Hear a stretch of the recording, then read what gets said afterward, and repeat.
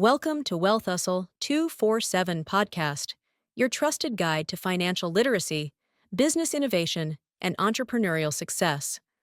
Learn how to grow your wealth, make informed decisions, and turn your ideas into profitable ventures. Welcome to today's episode. We're exploring the timeless lessons from The Richest Man in Babylon. This classic book offers profound insights into wealth building, saving, and financial wisdom through engaging parables. Join us as we uncover the principles that can help you achieve financial success and prosperity. Ever feel like you're stuck in a financial rut? Like everyone else is building their empire while you're just trying to keep your head above water? Yeah, it's easy to feel that way, especially with all the get-rich-quick schemes out there. Right. So today we're ditching the hype and digging into a book that stood the test of time, The Richest Man in Babylon. A classic for a reason. Absolutely. We actually got this awesome YouTube video breaking down the book's key ideas, and honestly, even though it was written like a century ago, almost a century ago, the advice is still so relevant today. It's amazing how these principles hold true no matter what's going on in the world. Okay, so let's dive right in. The video starts with this concept of pay yourself first. They even use this analogy of working part-time for your landlord just to make rent. Yeah, makes you think, doesn't it? Really does. It's like, why are we so used to putting ourselves last when it comes to our own money? It's all about shifting that mindset. Instead of thinking, oh, I'll save whatever's left over, it's about making yourself a priority. Like you're paying your future self right alongside those bills. Exactly. And imagine that feeling of knowing you're consistently building toward your own dreams, not just someone else's. Exactly. It's like that shift from, ugh, rent again to, boom, another investment in my future. Yes. And speaking of investing in your future, the book recommends setting aside 1/10 of your income. Which, let's be real, might not be doable for everyone right off the bat. For sure. But the video makes a good point. It's really about finding what works for you and making it a habit. Absolutely. Even starting small can snowball over time. Speaking of snowballing, the next takeaway really made me laugh. Men of action are favored by the goddess of luck. Yes. They use this whole example of those ridiculously successful Swedes. Abba. Zlatan. Even their king. Okay, so maybe becoming Swedish royalty, IS, pure luck. I'll give you that. But for the rest of us, mere mortals. It's about taking action. Right. It's not about waiting for good things to fall in your lap. It's about creating those opportunities. Exactly. And the video does a great job contrasting a procrastinator with a doer.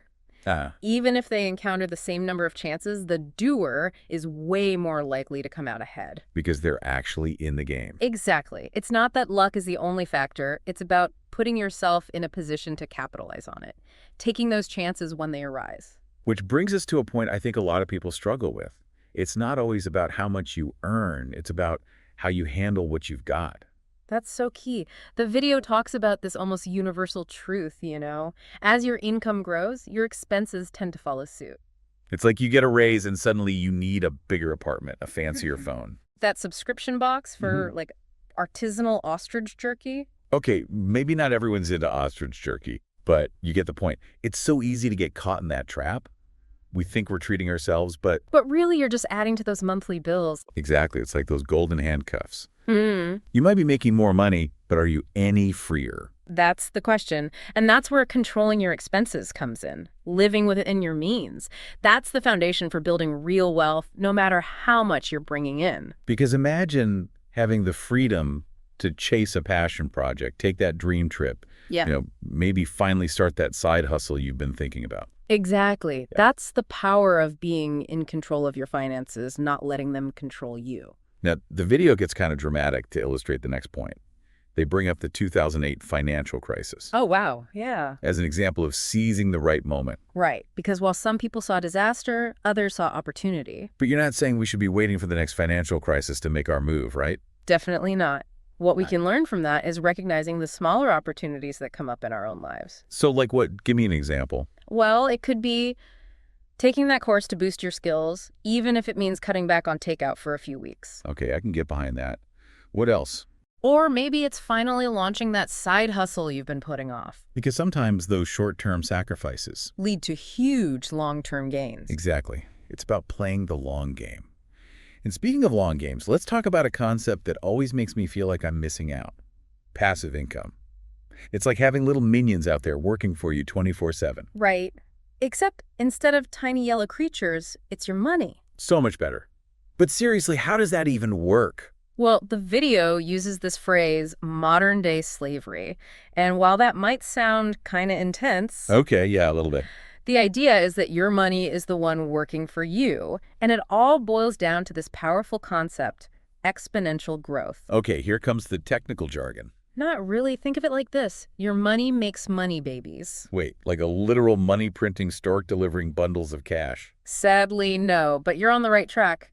It's like those money babies go out and make their own money babies. Okay, now it's just getting weird. Hear me out. The core idea is that your money earns money, and then that earned money goes out and earns even more, creating the snowball effect.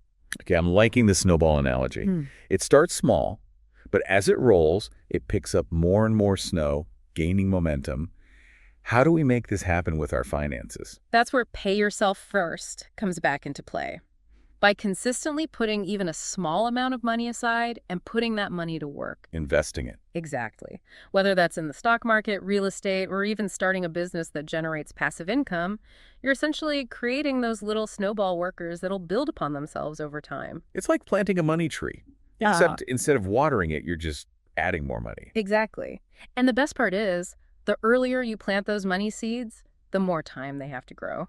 Even small, consistent contributions can lead to some serious wealth down the line, thanks to that whole compounding thing we talked about. So it's not about having a ton of money to start with, but about building those habits early on. Exactly. The video focuses on these awesome principles of wealth building, but it doesn't quite dive into one area that can be kind of intimidating, investing. Oh, tell me about it. Every time I hear someone talking about stocks and bonds, I feel like I need to go back to school. Yeah. It all seems so complicated. I totally get it. The world of investing can feel like this exclusive club, but honestly, it doesn't have to be that complex. Some of the most successful investors out there, they keep it surprisingly simple. So I don't need to be glued to the stock market all day, buying and selling every 5 seconds. Definitely not. It's about tuning out all the noise, understanding how much risk you're comfortable with, and setting clear financial goals. Then you find investments that match those goals and let them work their magic over the long term. So it's more about a marathon, not a sprint. Exactly. It's about making those informed decisions and sticking with them, riding out those market ups and downs. Which is why having that solid financial foundation, that pay yourself first mentality, is so crucial, right? Because it helps you weather those inevitable financial storms. 100%. When you're not living paycheck to paycheck, when you've got that buffer, you're not as tempted to make rash decisions when the market dips. It's like having a financial safety net. Precisely. It's about building that financial resilience, that feeling of knowing you're in control. And that feeling, that peace of mind. That's what we're all really after, right? It's funny, isn't it? We talk about wanting to be rich, but really it's that feeling of freedom and security that we're all after. Totally. And that's what I love about The Richest Man in Babylon. It's not about hoarding wealth just to say you have it. It's about building a life where you have the means to actually enjoy it. Yeah. It's like having options. Like you're not stuck. Exactly. The book really drives home this idea that money is a tool. And when you use it wisely, it can help you create the life you want. Not just a life where you're drowning in dollar bills, but a life filled with things that actually matter. Yeah. It's about having the resources to chase your dreams, support your family, give back to your community, things like that. Having the freedom to say yes to the things that align with your values. Whether that's traveling the world or, I don't know, just having the flexibility to spend more time with your family. Exactly. It's about getting your finances in order so that you can actually live your life. And remembering that financial well-being isn't some finish line you cross. It's a journey. It's like, what's that saying? The best time to plant a tree was 20 years ago. But the second best time is today. Yes. Yeah. That's the one. And sometimes the most powerful step you can take is the smallest one. Just starting. Right. Making that commitment to yourself and to your financial well-being. Because even those small changes, over time, they add up. Exactly. So as we wrap up this deep dive into The Richest Man in Babylon, I think the big question is, what's one small action you can take, like today, to put some of this wisdom into practice? Could be opening that savings account you've been putting off. Or finally having that honest conversation with your partner about your finances. Or even just grabbing a copy of the book and digging in. Because remember, the journey of 1,000 miles, it starts with a single step. That's it for today's episode of Wealth Hustle 247. Be sure to follow, like, comment, and share with others. Keep pushing toward your goals, and we'll see you in the next episode.